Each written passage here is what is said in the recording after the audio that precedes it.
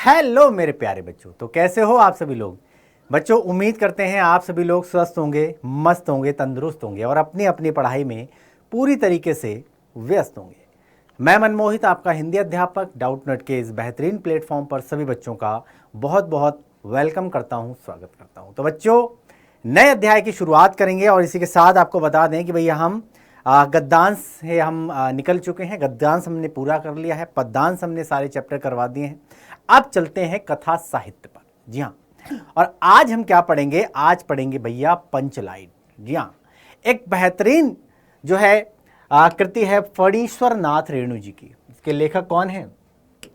फणीश्वर नाथ रेणु। और पंचलाइट की अगर बात करी जाए तो बहुत सारे लोगों के मन में, जहन में ये बात जरूर आई होगी कि आखिर ये पंचलाइट कहते किसके हैं। तो मैंने अपने ठीक पीछे एक चित्र के माध्यम से आपको बताने की कोशिश की है। और जो यंग जनरेशन है, जो आज की जनरेशन है, वो इससे अनभिज्ञ है ना। हमारे मम्मी पापा के टाइम पर, हमारे दादा दादी के टाइम पर ये हुआ करता था। और कौन कौन जो हैं वो इसके नीचे पड़े हैं, ये ज़रूर बताना। और बहुत ही इंटरेस्टिंग कहानी है और इस इंटरेस्टिंग कहानी के माध्यम से जानेंगे कि पंचलाइट के माध्यम से किस तरीके से ग्रामीण पृष्ठभूमि का जो ताना बाना जो यहाँ पर बुना गया है, किस तरीके से लोग जातियों में बटे हुए हैं, तमाम जो टोलियों के अंदर बटे हुए हैं। और एक ऐसा व्यक्ति जिसको ये जलाना आता था, यानी कहते नहीं कि हुनर जो होता है ना, कभी भी जो बेकार नहीं जाता। तो आपके अंदर कोई भी काबिलियत अगर होगी तो कहीं ना कहीं काम आ ही जाती है।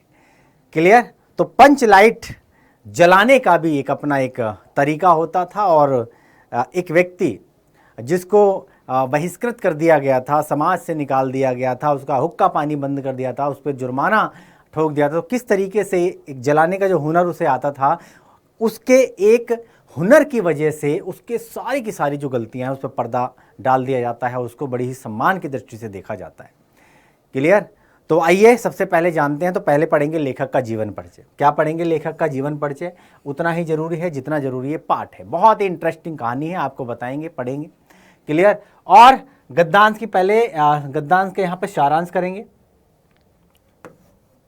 क्या करेंगे? सारांश करेंगे पाठ का सारांश करने के साथ साथ कुछ प्रश्न और उत्तर भी देखेंगे। क्लियर हो गया? तो इस तरीके से हम आज इस पाठ को कवर करेंगे। तो फटाफट से एक पेन उठाओ और कॉपी उठाओ और हमारे साथ आप भी मेहनत करने के लिए तैयार हो जाओ। जी हाँ, आपको बनाने के लिए मिलेंगे छोटे छोटे नोट्स। ये छोटे छोटे नोट्स आपके परीक्षा में बड़े ही काम आने वाले हैं। जी हाँ बच्चों, बहुत काम आएंगे, क्योंकि कहते हैं कि एग्ज़ाम के टाइम पर हम लोग पूरे जो बुक होती है हमारा, वो नहीं पढ़ पाते हैं, लेकिन हमारे ये जो नोट्स हैं ये बेटा बड़े काम आते हैं, बहुत काम के आते हैं। क्लियर है? तो फटाफट हम नोट्स बनाएंगे और साथ ही साथ लिखने से क्या क्या फ़ायदे होते हैं ये भी थोड़ा सा बता दूं, फिर हम आगे चलते हैं फटाफट कहानी पे। तो लिखने से क्या होता है? लिखने से आप तो एक तो राइटिंग अच्छी होती है, सुंदरता आती है लिखावट में। इसके अलावा लिखने से वो लोग, बच्चे कहते हैं ना जी हमें याद नहीं होता, तो लिखने से चीज़ें जल्दी याद हो जाती हैं, हमारी लॉन्ग टाइम मेमोरी में जाके सेव हो जाती हैं और अब हम लॉन्ग टाइम तक उनको हम याद रख सकते हैं। क्लियर? इसके अलावा लिखने से क्या होता है? लिखने से आपकी स्पीड बनती है। स्पीड नहीं होगी तो परीक्षा में 1 या 2 प्रश्न जरूर छोड़ के आओगे। अगर आप भी ऐसे बच्चों में हो तो आप समझ लो बहुत विकराल रूप लेने वाली है समस्या, क्योंकि आगे चलकर आप बड़ी क्लास में जाओगे, कंपटीशन की तैयारी करोगे, तो अगर लिख नहीं पाओगे, प्रश्न छोड़ कर आओगे, तो कंपटीशन कैसे पास कर पाओगे? क्लियर? तो आज और अभी इस समस्या से निजात पाने के लिए आपको लिखना पड़ेगा, लिखकर याद करना पड़ेगा। और लिखकर याद करोगे तो भाई हमेशा के लिए याद हो जाएगा। जी हाँ बच्चों, क्लियर हो गया? बात समझ में आ गई? चलो फटाफट से इसको शेयर करो ताकि लोगों की और भी मदद हो सके। क्लियर है? चलो आगे बढ़ते हैं। पहले लेखक का जीवन परिचय। तो स्वातंत्रोत्तर हिंदी साहित्य में प्रबल उपस्थिति रखने वाले उपन्यासकार, कथाकार फणीश्वर नाथ रेणु का जन्म 4 मार्च 1921 को बिहार के पूर्णिया जिले के औराही हिंगना नामक गांव में एक मध्यम वर्गीय किसान परिवार में हुआ था। क्लियर है? तो किसान परिवार में हुआ था इनका जन्म का वर्ष याद रखना, मार्च 1921। क्लियर? बिहार के पूर्णिया जिले में। इसी के साथ इनके पिता का नाम याद रखना, पिता का नाम था शिलानाथ और भाई माता का नाम था पानो देवी। क्लियर है? भाई इनकी जो आरंभिक शिक्षा है पहले अररिया, फिर फारबिसगंज, और उसके बाद मैट्रिकुलेशन परीक्षा उत्तीर्ण करने के बाद उन्हें आगे की शिक्षा के लिए बनारस भेजा गया।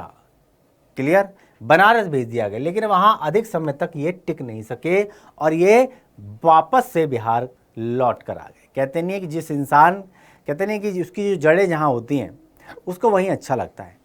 तो इनकी जड़ें कहाँ थी? बिहार में थी, तो इनको ज़्यादा अच्छा नहीं लगा और वो फटाफट से जो है अपने गांव वापस आ गए, यानी कि बिहार वापस आ गए।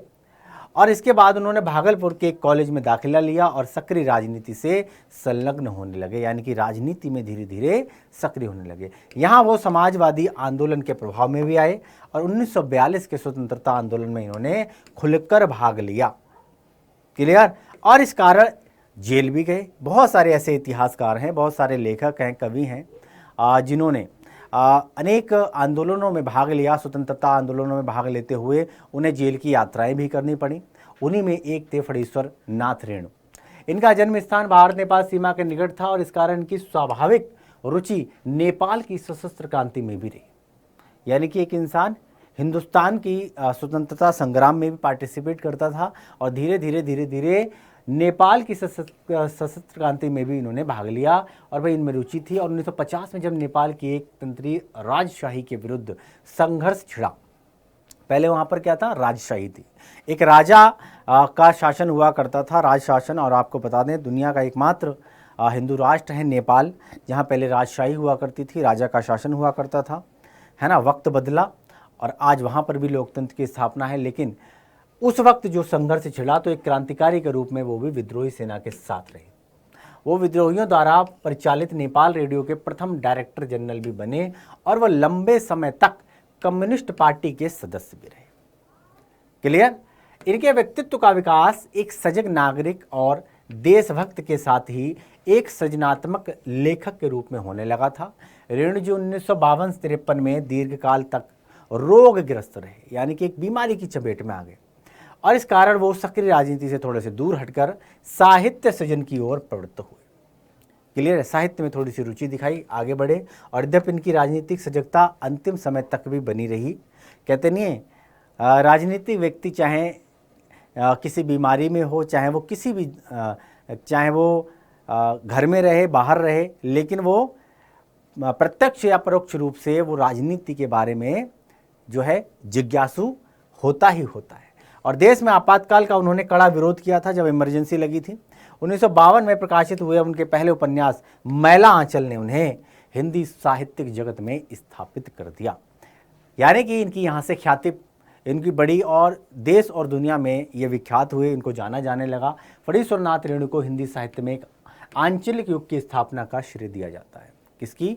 आंचलिक युग की स्थापना का। तो यहाँ पर क्वेश्चन बनता है, प्रश्न बनेगा आंचलिक युग की स्थापना का श्रेय किसको दिया जाता है हिंदी साहित्य में? तो भैया फणीश्वर नाथ रेणु का यहाँ पर जिक्र किया जाता है। यदि आंचलिकता की प्रवृत्ति का आरंभ प्रेमचंद युग से ही दृष्टिगोचर होने लगा था और आंचलिक उपन्यासों की विधा का सूत्रपात भी हो चुका था, लेकिन रेणु के उपन्यासों और कहानियों के साथ इसका पूर्ण विकास हुआ। उन्होंने अपने उपन्यास और कहानियों में ग्रामीण जीवन का गहन रागात्मक और रसपूर्ण चित्र खींचा है ना। ग्रामीण पृष्ठभूमि से आते थे तो गांव का जो ताना बाना है, यानी कि गांव की परिस्थितियों से ये बहुत अच्छी तरीके से वाकिफ थे। किस तरीके से गांव के वातावरण होता है, किस तरीके से गांव में लोग जातियों में, टोलियों में बटे हुए होते हैं, किस तरीके से सामाजिक परिवेश की जो बातें होती हैं वो ये अच्छी तरीके से जानते थे। और इन्होंने अपनी रचनाओं में, इन्होंने अपनी कथाओं में बहुत अच्छी तरीके से अपनी कहानियों में इसका जिक्र भी किया है। क्लियर है ना। रागात्मक और रसपूर्ण चित्र खींचा है इन्होंने अपने ग्राम कहानियों में और इनकी जो विशिष्ट भाषा शैली ने हिंदी कथा साहित्य को एक नया आयाम प्रदान किया। पार्टी परिकथा ये उपन्यास और मारे गए गुलफाम कहानी, जिस पर राज कपूर अभिनीत प्रसिद्ध फिल्म बनी। के लिए राज कपूर साहब थे सिनेमा जगत के एक जाना पहचाना नाम, तो उन्होंने इस पर एक फिल्म भी बनाई थी और इसके साथ इनकी ख्याति और बढ़ गई। और उपन्यास और कहानी के अतिरिक्त उन्होंने निबंध भी लिखे हैं, रिपोर्टाज भी है, संस्मरण है, आदि गद्य विधाओं में भी, है ना, क्या किया है, लेखन किया है। यानी कि इसी के साथ निबंध के साथ, कहानी के साथ साथ ये निबंध लिखा करते थे, रिपोर्टाज, संस्मरण आदि गद्य विधाओं में भी इन्होंने लेखन किया और व्यापक रूप से सराहे जाते रहे। यानी कि इनकी पॉपुलैरिटी काफ़ी बढ़ चुकी थी और काफ़ी लोग इनके प्रशंसक हुआ करते थे, काफ़ी लोग इनको सराहा करते थे और इस तरीके से इन्होंने अपनी कहानियों के माध्यम से, निबंध के माध्यम से, उपन्यास के माध्यम से, है ना, जन जन में एक नई चेतना का संचार किया। भारत सरकार ने इन्हें पद्मश्री से सम्मानित किया और उन पर डाक टिकट भी जारी किया गया है। क्लियर है? किसी भी व्यक्ति के सम्मान में डाक टिकट जारी करना यह बहुत बड़ी बात होती है। क्लियर है? और समय समय पर जो कला के क्षेत्र में जो लोग होते हैं, अपना जो योगदान देते हैं, जिनके योगदान से सराहा जाता है इनके योगदान को, तो सरकार उनको सम्मान स्वरूप डाक टिकट जारी करती है। तो भाई भारत सरकार ने इन्हें पद्मश्री तो दिया ही, साथ में डाक टिकट भी एक जारी किया इनके सम्मान में। प्रमुख कृतियाँ कौन कौन सी हैं, तो इस तरीके से आप लिख सकते हो, एक साथ लिख सकते हो या फिर आप हेडिंग वाइज भी लिख सकते हो। जैसे कि पहले हेडिंग बनाओगे उपन्यास, तो उपन्यास कौन कौन है, तो भैया मैला आंचल ये इनका प्रमुख उपन्यास रहा है। परती परिकथा, जुलूस, पलटू बाबू रोड, दीर्घ तपा, कितने चौराहे, ये क्या हैं, ये इनके उपन्यास हैं। क्लियर हो गया? उपन्यास के बाद बात करते हैं कहानी संग्रह की। कहानी संग्रह की बात करेंगे तो भाई ठुमरी एक बेहतरीन कहानी, एक आदिम रात्रि की महक, अग्निखोर, मेरी प्रिय कहानियां, एक श्रावणी दोपहरी की धूप और अच्छे आदमी, ये क्या है, ये इनका कहानी संग्रह है। इसके बाद चर्चित कहानियों की बात करें तो भैया इनमें मारे गए गुलफाम, एक आदिम रात्रि की महक, लाल पान की बेगम, पंचलाइट, जी हाँ, जिसका हम अभी जिक्र कर रहे थे, तो भाई ये एक प्रमुख कहानी है इनकी। साथ ही साथ तबे एकला चलो रे, ठेस और संबदियाँ। रिपोर्टाज, संस्मरण और निबंध की बात करें तो ऋण जल, धन जल, श्रुत अश्रुत पूर्व, आत्म परिचय, वन तुलसी की गंध, समय की शिला पर और नेपाली क्रांति कथा। क्लियर हो गया? तो इस तरीके से लेखक का जीवन आएगा, लेखक का जीवन परिचय आएगा, तो आप तभी कर पाएंगे जब आपको पूरी तरीके से पता होगा। इसीलिए कहते हैं कि जितना जरूरी पाठ होता है उतना ही जरूरी लेखक, लेखिका, कवि और कवित्री का जीवन परिचय होता है, क्योंकि 100% 100% एक जीवनी आएगी एग्जाम के अंदर लिखने के लिए, और आप तभी लिख पाएंगे जब आपको पता होगा पाता का नाम, पिता का नाम, वास्तविक नाम, शिक्षा, दीक्षा, सम्मान, पुरस्कार और प्रमुख रचनाएं, प्रमुख कृतियां और साहित्यिक योगदान। क्लियर? तो ये सब एक जीवनी के अंदर होता है और आपको इसके अंदर डिटेल में आपको वहाँ पर लिखना होता है, पूरे के पूरे अंक मिलते हैं आपको, और ये आप जब हेडिंग वाइज लिखोगे तो आपको, है ना, इस तरीके से अच्छे तरीके से आपको नंबर भी पूरे के पूरे मिलेंगे। आगे बढ़ें, अब चलते हैं किस पर, कहानी पर, कहानी के सारांश पर चलते हैं कि भाई किस तरीके से ग्रामीण पृष्ठभूमि का एक ताना बाना और एक प्रेम कहानी के माध्यम से, है ना, यहाँ पर दर्शाया गया है कि भाई गांव के एक पृष्ठभूमि में पले हुए दो बच्चों की कहानी है, किस तरीके से दो आपस में प्रेम करते हैं और उसके प्रेम को जो पंचायत होती है वो एक्सेप्ट नहीं करती है और लड़के को क्या कर दिया जाता है, बहिष्कृत कर दिया जाता है, तो है ना, उसका हुक्का पानी बंद कर दिया जाता है, उस पर जुर्माना वगैरह लगा दिया जाता है। तो इस तरीके से आप इस कहानी के माध्यम से पढ़ेंगे। आइए चलते हैं। तो पंचलाइट श्री फणीश्वर नाथ रेणु द्वारा रचित एक आंचलिक कहानी है। क्या है? आंचलिक कहानी है, और जिसमें रेणु जी ने ग्रामीण परिवेश के साथ साथ आंचलिक परिवेश को अत्यंत सुंदरता के साथ उभारा है। क्लियर? तो पंचलाइट कहानी की कथावस्तु ग्राम्य परिवेश से ग्रहण की गई है और इस कहानी की कथा वस्तु में उन्होंने पेट्रोमैक्स, जिसको आप पंचलाइट भी कहा करते हो, क्या करते हो, पंचलाइट भी कहा करते हो, अलग अलग जो जगह पर हैं इसको अलग अलग नाम से पुकारा जाता है। आपके वहाँ इसको किस नाम से पुकारा जाता है आप जरूर बताइएगा कि इसको और क्या क्या कह सकते हो, है ना। कहीं अंगिका भी बोला जाता है ना, अंगिका बोला जाता है। और ये जो पेट्रोमैक्स है अपने आप में बहुत बड़ी बात है, अपने आप में बहुत बड़ी बात होती थी। कहीं आपने देखा होगा डिबली चलती थी, दिया वगैरह चलता था। और ये जो पंच लाइट, अगर किसी की शादी में अगर पंच लाइट आया करती थी तो ये समझा जाता था कि वो बहुत रिच फैमिली से है, यानी कि बहुत रुपया पैसा वाला है, या फिर संपन्न घराने के साथ साथ या फिर संपन्नता की ओर अग्रसर है, तेजी के साथ बढ़ रहा है। इस तरीके से तो पंच लाइट का अपने आप में बहुत महत्व होता है, बहुत महत्व होता था। उस जमाने की बात की जा रही है, जिसके घर में पंच लाइट होती थी उसको समझते थे बहुत बड़ा आदमी है, सेठ आदमी है। क्लियर? तो उसी पेट्रोमैक्स, उसी पंच लाइट की बात होती है, उसी अंगिका की बात करेंगे आज हम, जिसे गांव वाले पंच लाइट या पंच लाइट कह करते नहीं, पंच लाइट कहो, पंच लाइट कहो, है ना, अंगिका कहो, क्लियर, पेट्रोमैक्स कहो, एक ही बात है, अलग अलग नामों से जाने जाते हैं, है ना। इसके माध्यम से ग्रामीण वातावरण का चित्रण करते हुए ग्रामवासियों के मनोविज्ञान की वास्तविक झलक यहां पर प्रस्तुत की गई है। ग्रामीण जनजाति के आधार पर किस प्रकार टोलियों में विभक्त हो जाते हैं, यानी कि अलग अलग टोलियां बटी हुई, क्लियर, अलग अलग टोलियां बटी हुई हैं, क्योंकि जाहिर सी बात है भारत के अंदर अनेक जातियां, अनेक धर्मों के लोग रहते हैं। तो अपने धर्म और अपने संप्रदाय के लोग इकट्ठा होकर क्या एक संगठन का गठन करते हैं, और एक टोली के रूप में वो कहते हैं कि भैया अगर काम करोगे तो हमने कुछ रूल बनाए, रेगुलेशन बनाए, तो हम जितने भी टोली के हित में कार्य होते हैं उन्हीं के अकॉर्डिंग काम करना पड़ेगा, नहीं तो भैया तुम्हें अपने समाज से बाहर कर दिया जाएगा, बहिष्कृत कर दिया जाएगा, इस तरीके से।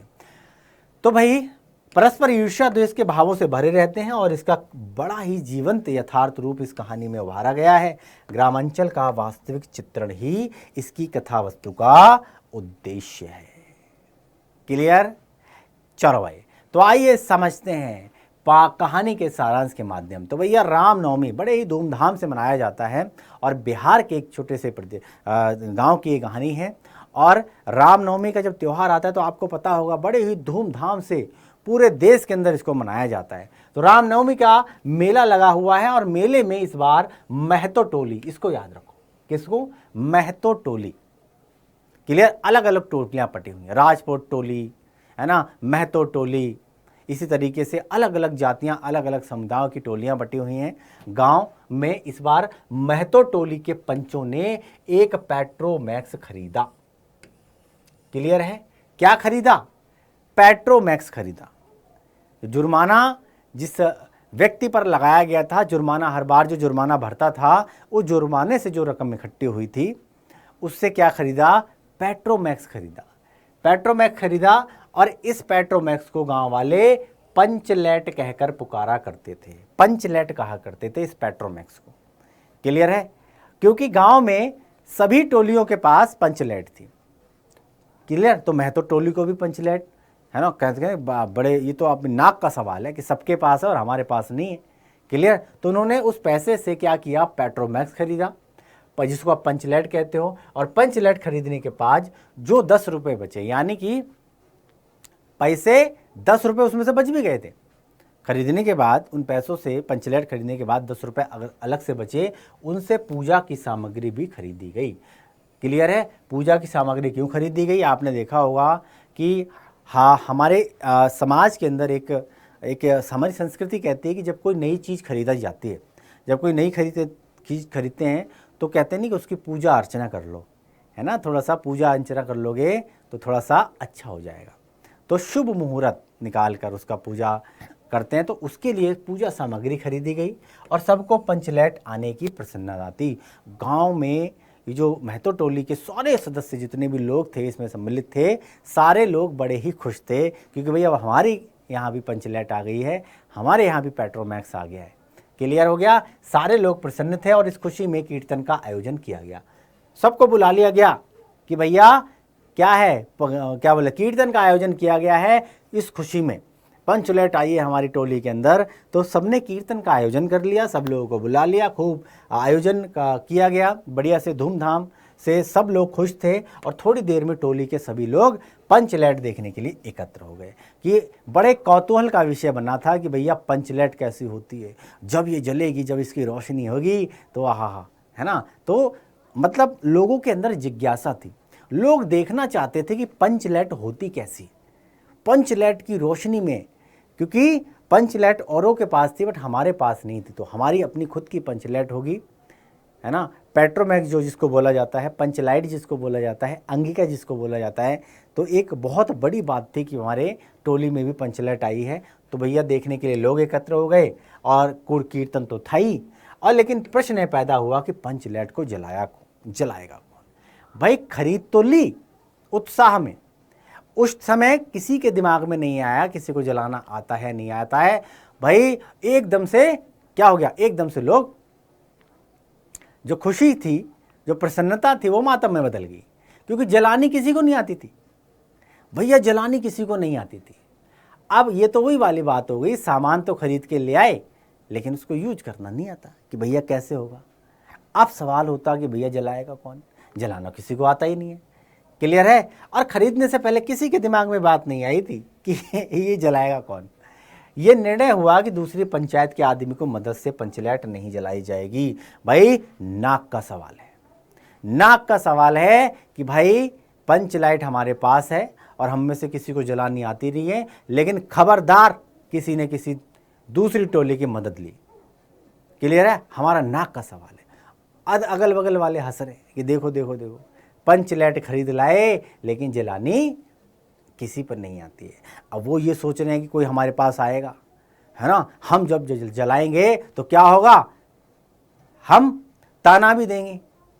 और इस तरीके से महतो टोली ने डिसाइड किया कि हम किसी को भी, किसी दूसरी टोली वाले को यहाँ पर नहीं बुलाएंगे इसे जलाने के लिए, क्लियर है। चाहे वो बिना जले ही पड़े रहे, हमें बिना जले ही मंजूर है, लेकिन दूसरी टोली का कोई आदमी आकर, कोई व्यक्ति आकर इसको जलाए, ये हमें कतई मंजूर नहीं होगा।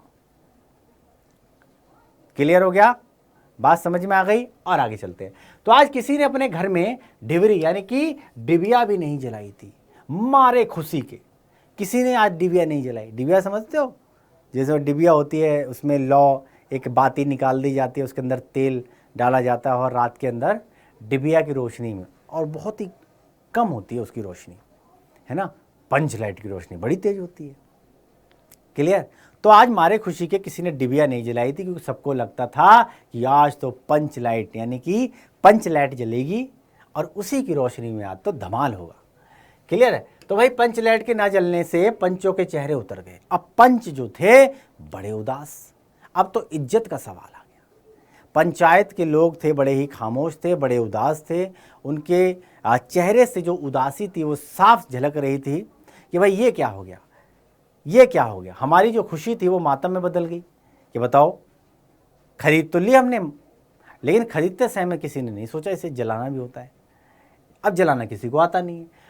राजपूत टोली के लोग उनका मजाक बनाने लगे। जो महतो टोली थी बड़ी मायूस थी, बड़ी उदास थी, और जो दूसरी टोली थी, जो राजपूत टोली बोलते हैं जिसको, राजपूत टोली के जो लोग थे वो हा हा हा हा हा खी करके उनका मजाक उड़ा रहे थे। लेकिन सबने धैर्यपूर्वक उस मजाक को सहन किया, क्लियर।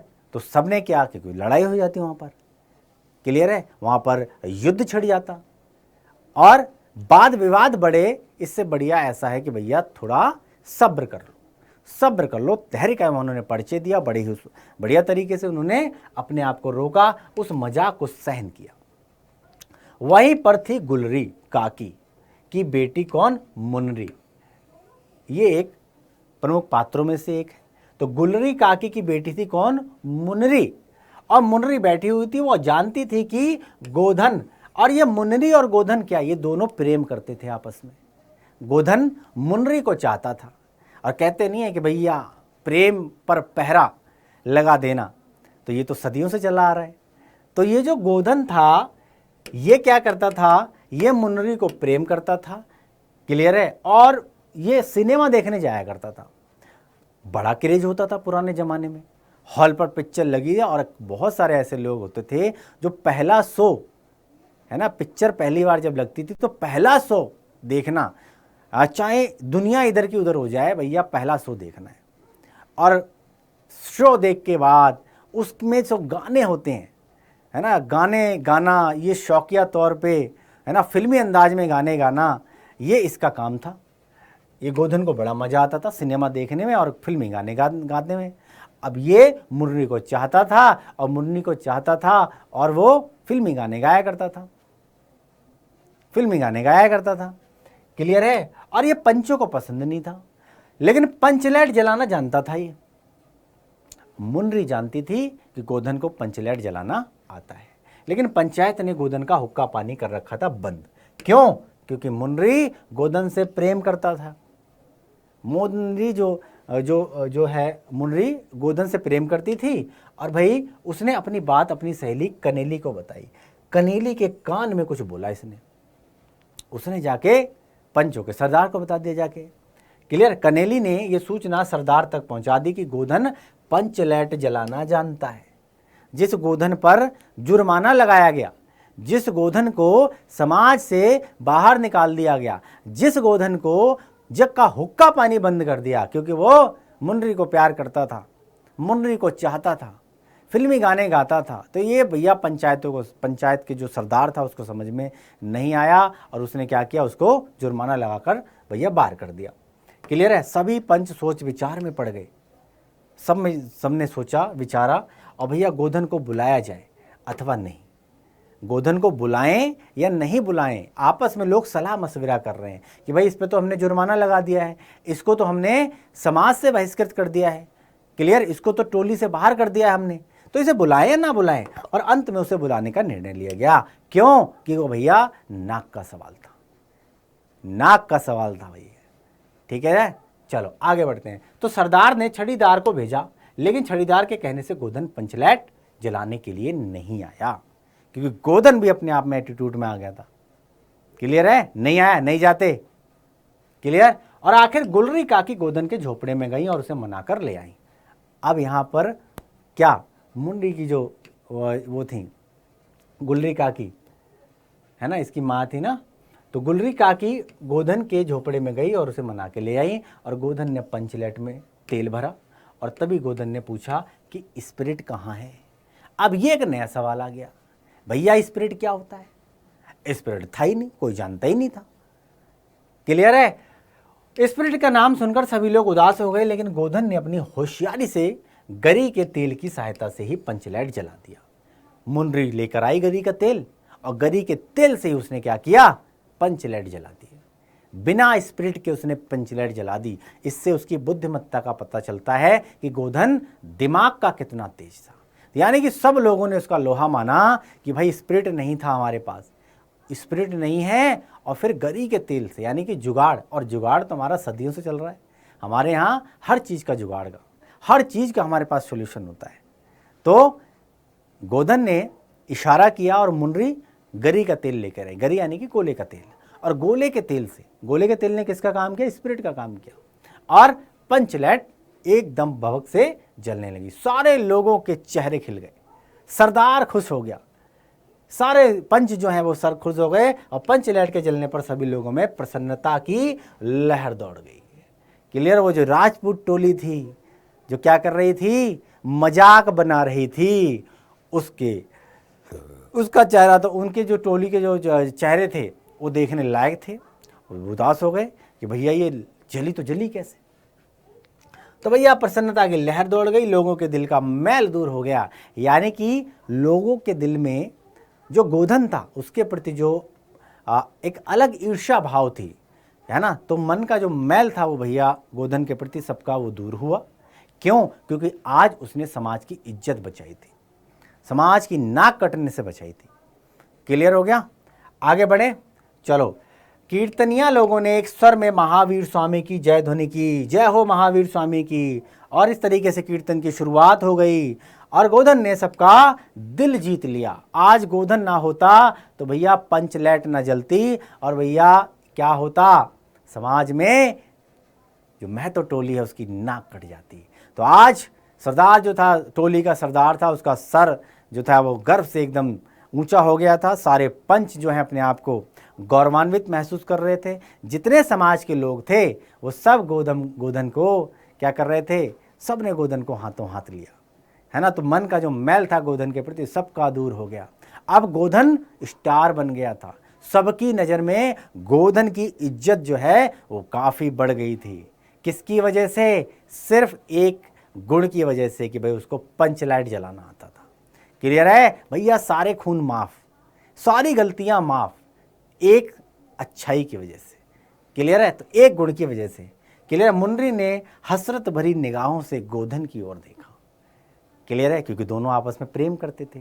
तो वो मुनरी जो थी बड़ी खुश थी, और खुश होते ही उसने क्या, हसरत बड़ी निगाहों से यानी कि प्रेम से उसने उसकी तरफ देखा, गोधन की तरफ। और सरदार ने गोधन को बहुत प्यार से अपने पास बुलाकर कहा, सरदार ने बुलाया, है ना, पंचों के सरदार ने बुलाया और कहा, क्या कहा, तुमने जाति की इज्जत रख ली, तुमने हमारा मान रखा, हमारी पगड़ी जो है उतरने से बचा ली। भाई तुम्हारा 7 खून माफ, अब गाओ सलीमा का गाना, अब खूब गाओ गाना, कोई नहीं रोकेगा तुम्हें। क्लियर? तुम्हारा सारा जो तुमको बहिष्कृत किया था, हम तुम्हें दोबारा से टोली में शामिल करते हैं और तुम समाज का एक हिस्सा हो और आज से एक सम्मानित नागरिक हो। और भूल जाओ कि हमने तुम्हें कभी जुर्माना लगाया था, हमने तुम्हें समाज से बहिष्कृत किया था। खूब गाओ, कोई पाबंदी नहीं है, क्योंकि तुमने हमारी लाज रखी, तुमने हमारी इज्जत रखी।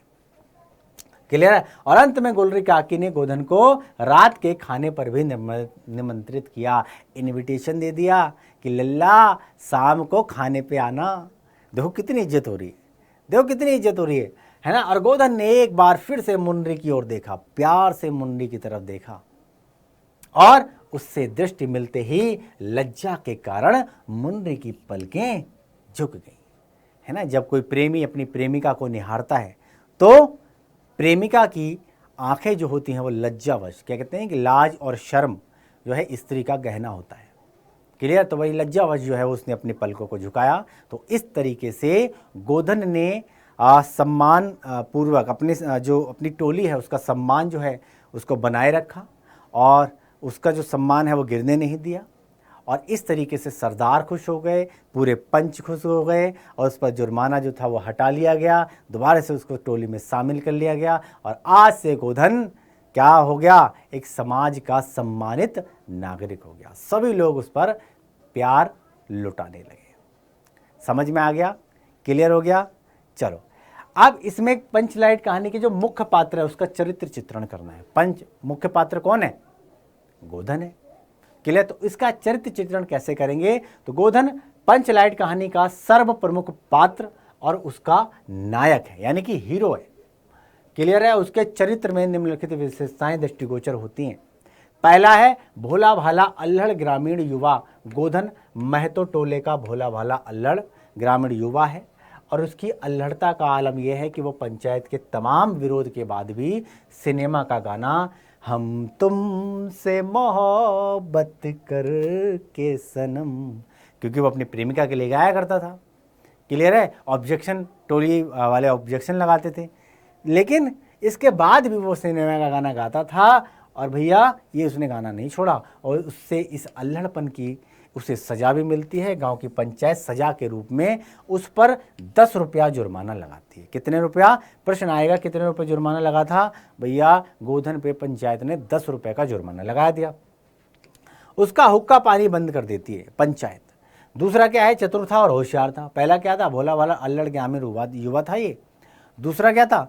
भैया चतुर था और बड़ा ही होशियार था, बड़ा होशियार था। गोधन ग्रामीण होते हुए भी बहुत चतुर और होशियार था। उसका प्रमाण इसी से पता चलता है कि महतो टोली से वही एक ऐसा व्यक्ति है जो पेट्रोमैक्स जलाना जानता है, यानी कि जो पेट्रोमैक्स है वो केवल और केवल इसी को जलाना आता है। और इसकी चतुराई का प्रमाण यह भी है कि जब टोली के सामने पंचलाइट जलाने की समस्या उठ खड़ी होती है तो वो अपनी प्रेमिका मुनरी को यह बात बता देता है कि वो पेट्रोमैक्स जलाना जानता है।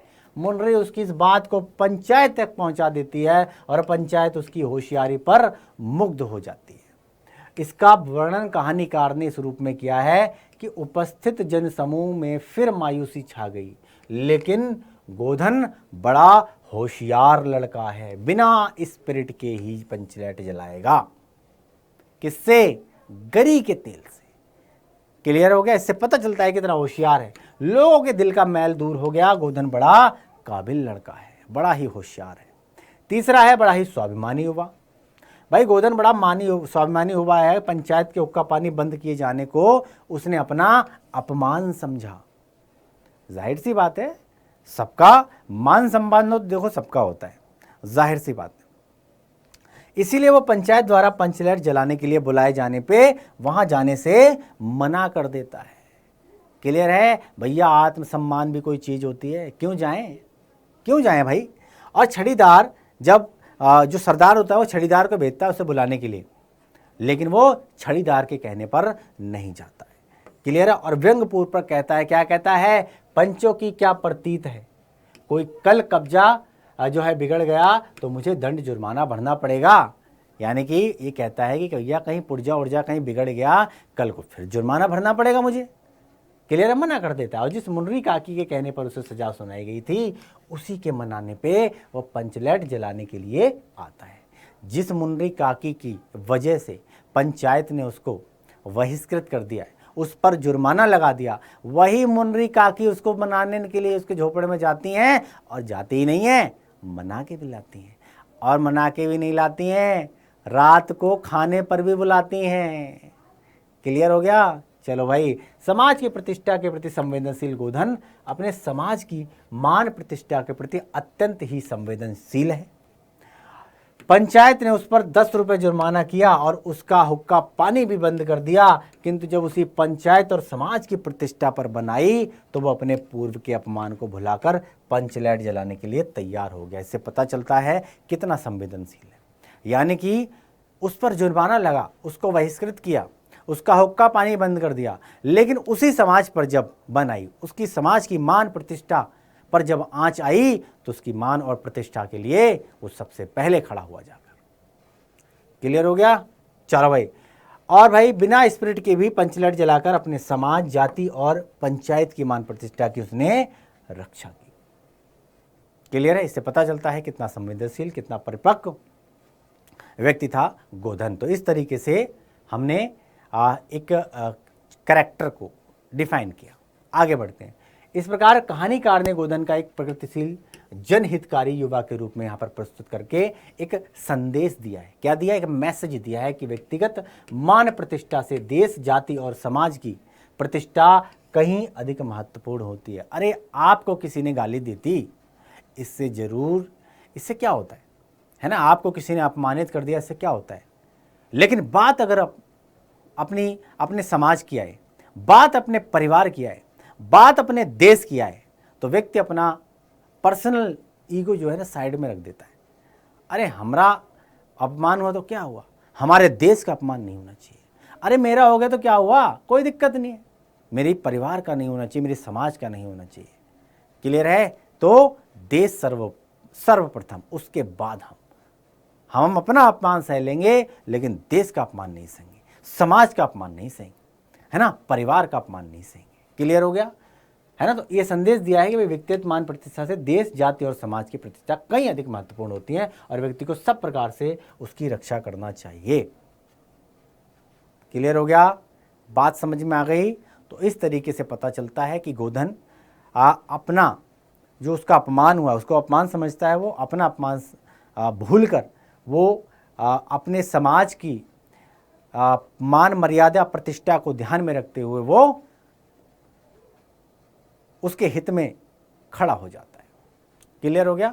चलो भाई, जब भी हमें पर्सनल व्यक्तिगत जो हित हैं और समाज के, जिस समाज में आप पैदा हुए हो, देश के जिस देश में आप पैदा हुए, उस देश में उनके बीच में कोई टकराव हो, तो व्यक्ति को अपने हित जो है साइड में रख देना चाहिए और हमेशा समाज के लिए काम करना चाहिए, परिवार के लिए काम करना चाहिए, देश के लिए काम करना चाहिए। चलो आगे बढ़ते हैं। पंचलाइट कहानी का उद्देश्य बताना है। तो पंचलाइट कहानी का क्या उद्देश्य? तो भाई ग्रामवासी जाति के आधार पर किस प्रकार टोलियों में विभक्त हो जाते हैं और परस्पर ईर्ष्या द्वेष के भावों से भरे हुए हैं। तो वो गांव के अंदर बहुत सारी टोली होती हैं, है ना। ये वाला मोहल्ला जहाँ पर 8-10 घर होते हैं तो वो उसी मोहल्ले, उसी जाति विशेष के नाम से वो मोहल्ला जाना जाता है। क्लियर हो गया। जिस समाज के लोग जहाँ रहते हैं वो गांव के अंदर वो मोहल्ला उन्हीं समाज के नाम से जाना जाता है। भाई फलाना मोहल्ला, फलाना टोली, फलाना, इस तरीके से। तो गांव के अंदर ये चीज़ें आपको ज़्यादा देखने के लिए मिलती हैं। आपने भी देखा होगा कि गांव में जात पात भी आपको ज़्यादा देखने के लिए मिलेगी, है ना। शहरी वातावरण में तो ये थोड़ा सा कम हो जाता है, लेकिन ग्रामीण पृष्ठभूमि में देखोगे तो आज भी जात पात का बोलबाला है। आज भी लोग जो है एक दूसरे से ईर्ष्या करते हैं, जलन रखते हैं।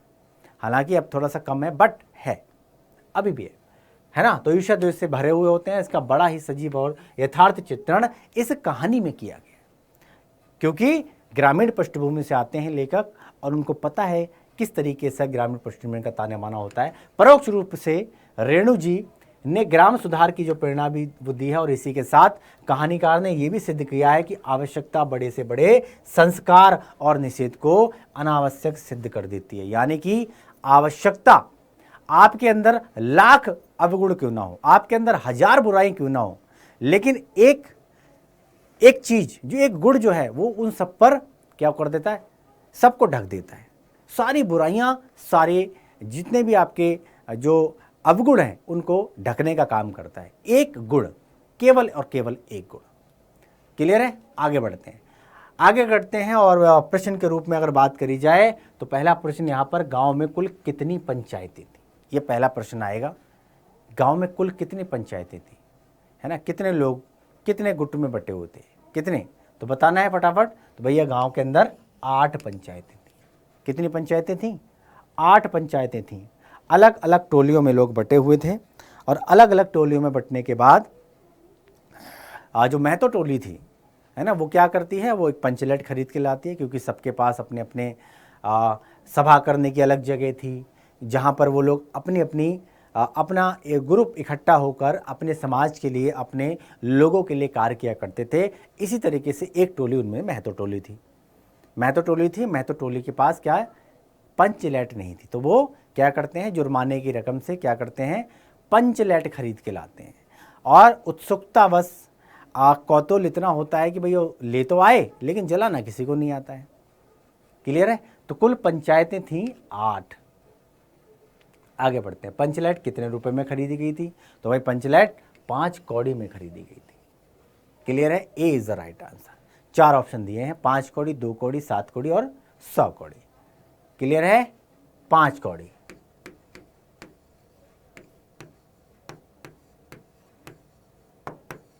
अगला प्रश्न देखते हैं। पंचलाइट जलाने के लिए मुनरी लाती है, क्या लाती है मुनरी? स्पिरिट लाती है, पेट्रोल लाती है ना, कैरोसिन लाती है, या फिर गरी का तेल लाती है? ए होगा, बी होगा, सी होगा, या फिर डी होगा? जल्दी जल्दी बताओ फटाफट। भाई गोधन को पेट्रोमैक्स जलाना आता था, पंचलाइट, और गोधन जो था वो बड़ा ही होशियार था, उसने फटाफट तेल डाला और फटाफट क्या बोला, स्पिरिट लेके आओ।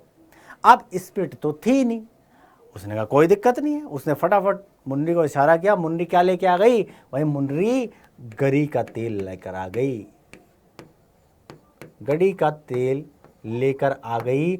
और भाई जो गोधन था उसने गरी के तेल से पेट्रोमैक्स जला दिया, पंचलाइट जला दिया। इससे पता चलता है कि गोधन कितना होशियार था। आगे चलते हैं। गोधन पर कितना रुपया जुर्माना लगाया गया था? 10 रुपया, 20 रुपया, 50 रुपया या फिर 100 रुपया? ए, बी, सी या फिर डी? तो भाई गोधन पर 10 रुपया जुर्माना लगाया गया था। उत्तर में लिखेंगे कितना? 10 रुपया। क्लियर? तो ए इज द राइट आंसर। आगे बढ़ते हैं। इस तरीके से सब्जेक्टिव प्रश्न में आएंगे। तो महतो टोली ने पेट्रोमैक्स खरीदने के लिए पैसे का इंतजाम कैसे किया? महतो टोली के पास पैसा कैसे आया? मेट्रोमैक्स जो है वो खरीदने के लिए महतो टोली ने क्या किया? तो भाई पिछले 15 महीने से दंड जुर्माने से, यानी कि दंड के रूप में जो जुर्माना, जो दंड जिनको मिलता था वो जुर्माना बढ़ता था, तो वो 15 महीने से जो दंड जुर्माने से इकट्ठे हुए पैसों से महतो टोली ने पेट्रोमैक्स खरीदने के लिए पैसे का इंतजाम किया था। क्लियर है? अपने लिए पेट्रोमैक्स खरीदा उन्होंने। किससे खरीदा? जो जुर्माने की रकम से, जो दंड जिनको मिलता था वो जुर्माना भरने के लिए जिनको बोला जाता था, तो वो जो जुर्माने की रकम होती थी वो उनके अकाउंट में जमा होती रहती थी, और उससे वो क्या किया करते थे, उससे अपने समाज के लिए काम किया करते थे, और समाज के हित में एक ये भी काम था कि भैया सबके पास पंच लाइट है, हमारे पास नहीं है, तो पंच लाइट आएगी, पंच लाइट की रोशनी में हम लोग अपना कुछ भी काम कर सकते हैं। तो उन्होंने उस रकम से पेट्रोमैक खरीदा था। अगला, मुन्नी ने अपनी सहेली कनेली के कान में क्या कहा था, उसका क्या असर हुआ। तो पंचायत के सामने समस्या थी, पंच लाइट जलाएगा कौन, ले तो आए हैं, अब भैया जलाएगा कौन। तो भाई मुन्नी को पता था कि गोधन को पंच लाइट जलाना आता है, मुन्नी को पता था ये बात। तो उसने क्या काम करा, उसने अपनी सहेली कनेली के कान में कहा, चिको चिद चिन्ह, यानी कि गोधन। कनेली ने सरदार को बात बताई और इसका यह असर हुआ कि गोधन का बहिष्कार खोल दिया गया और उसने पंच लाइट जलाकर महतो टोली की नाक रख ली, यानी कि उनका सम्मान जो है वो गिरने दिया। सभी लोग खुश हो गए और भैया उसकी सजा माफ हो गई, जुर्माना खत्म कर दिया गया, वापस से उसको ससम्मान जो है टोली के अंदर शामिल किया गया और सभी लोग उसकी इज्जत करने लगे। अब तो गोधन थोड़ा इज्जतदार आदमी हो गया था। चलो आगे बढ़े और आगे लेके, गोधन के द्वारा पेट्रोमैक जलाने पर पंचों ने क्या किया, बहुत बड़ा काम किया था गोधन ने। आज टोली की मान मर्यादा और प्रतिष्ठा को उसने बरकरार रखा था। गोधन के द्वारा पेट्रोमैक्स जलाने पर उसकी रोशनी से सारा टोला जगमगा उठा, लोगों के दिलों का मैल दूर हो गया और सबने कहा गोधन बड़ा काबिल लड़का है, बड़ा होशियार है। और सरदार ने गोधन से कहा कि तुमने जाति की इज्जत रख ली, तुमने हमारे समाज का मान रखा है, तुम्हारा 7 खून माफ, खूब गाओ सलीमा का गाना। सलीमा मतलब सिनेमा, क्लियर है, सिनेमा का गाना खूब गाओ, तो ये तुम्हें कोई नहीं रोकेगा। तुमने बहुत बड़ा काम किया है भाई, हमारी इज्जत रख ली भाई तुमने हमारी। चलो आगे बढ़े, चले भाई। तो इसी के साथ हमारे आज ये जो प्रश्न है भाई, इन्हीं के साथ साथ हमारा चैप्टर ख़त्म होता है। और कैसी लगी आपको ये कहानी, क्या मैसेज आपको मिलता है, क्या सीख आपको मिलती है, ज़रूर बताना। और मिलते हैं अगली कहानी में एक और नई एनर्जी के साथ, एक नए अध्याय के साथ। तब तक हमें दो इजाज़त और आप बने रहो डॉक्टर के साथ। नमस्कार, जय हिंद।